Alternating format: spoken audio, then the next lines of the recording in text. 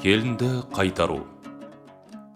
Бір жолы Алдаберген жүзімдіктің өзеннен өтіп, Шуақбай жотасына өрлеп бара жатса, алдынан бала көтерген бір әйел шығады.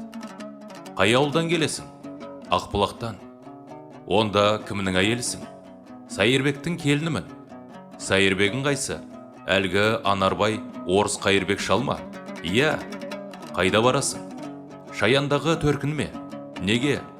Ессіз қалғырлар күн көрсететін емес, деп ол күйеуінен, енесінен балағат сөз естіп, таяқ жей берген соң, төркіне қашып бара жатқанын айтты.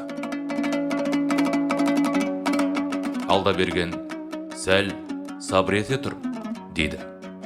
Жан қалтасынан қағаз, қалам алды да бір ауыз өлең жазып, әлгі әйелге берді. Ауылыңа қайт, ашуыңды бас. Үйіңе барғанда мына қағазды Қайырбек атаңа бер. Бұл хатты кім жазды десе, не деймін? Алдаберген жазды деп айт. Сіз Алдаберген би екенсіз ғой. Иә, мен, дейді де ол жоғарғы Таздар ауылына бет алып кете береді. Балалы әйел ауылына қайтып барады. Әлгі қағазды атасына береді. Атасы қағазды оқып қараса, қойдан қозы туады, шөп жейтұғын. Иттен күшік туады, боқ жейтұғын. Осындай бейсауат сөз сөйлегенге ауылынан шықпады ма, қой дейтұғын деп жазыпты.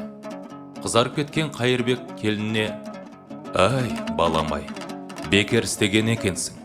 Бидің мына сөзі сүйекке таңба салатын болды ғой. Оған бәрін айтып нең бар еді? Ол иттерді осында өзіміз-ақ жөнге салатын едік қой.